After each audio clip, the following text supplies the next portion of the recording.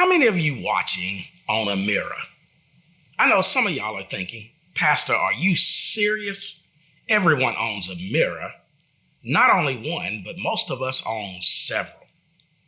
On last Sunday, I started a series titled From Hearing to Doing. Part one's message was titled, Are You Hearing or Listening?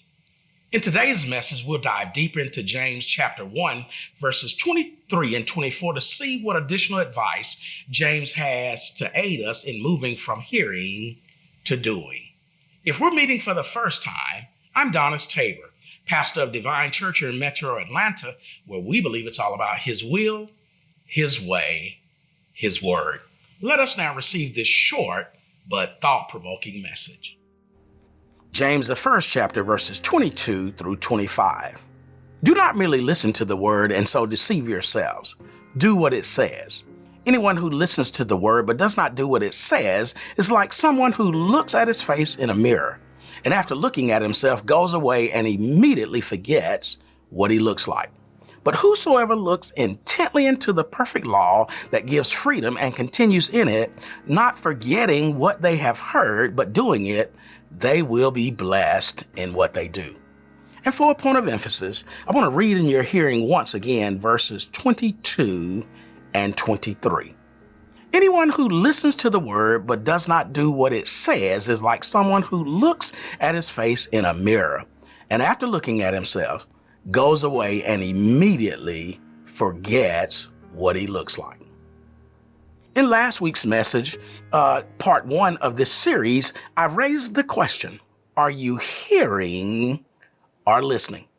In that message, I drew the distinction between listening as hearing. I went on to say that hearing is always occurring. Most of the time, it's happening subconsciously.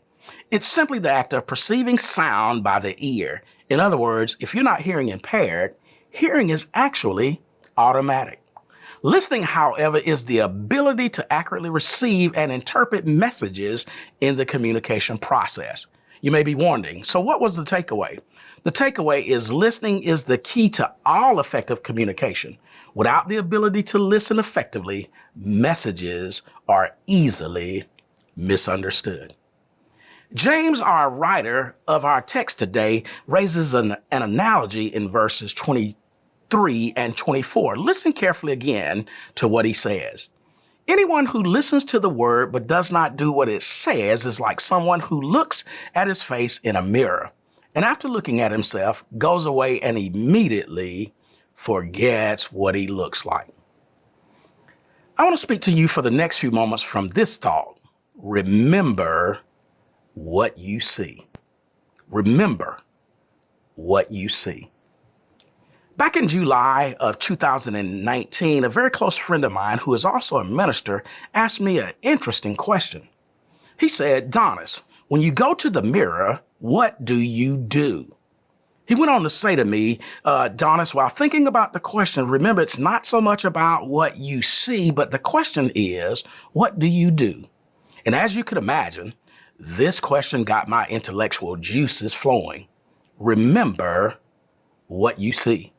Someone watching may be asking, how's reading the Bible like looking into a mirror? But think about it. When we're getting dressed daily, part of the process involves us looking into a mirror and completing the quick once-over prior to departing the house. During this process, we're checking to see if our outfit is matching, all buttons, belts, and zippers are fastened, and our hair and face look their best. Imagine with me, if you will, leaving the house one morning on your way to a job interview, having completed the mirror quick once-over. While looking in the mirror, you noticed an obvious stain on your shirt or blouse, but you left the house without changing. Nevertheless, you eventually arrive at the interview, and someone sees you and they sarcastically ask, excuse me, do you own a mirror? And you reply, of course I do. I used it while getting dressed and completed the once-over before I left too. Time out. Are y'all thinking what I'm thinking? They're surely thinking, what was the point of them looking into the mirror in the first place if they really weren't interested in looking their best? Time in. remember what you see. Is there anyone still watching who don't understand how reading, studying, and listening to the Bible can be like looking into a mirror? Someone watching may be thinking, the aforementioned example is extremely silly. Another may be thinking, Pastor, it's so unreasonable. And yet another, Pastor Tabor, the example you gave is absurd. Well, in my defense, yes, it's ridiculous.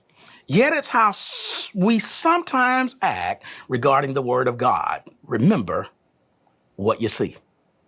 Take, for example, 1 Peter, the 5th chapter, verse 7, which records, cast all your anxiety on him because he cares for you.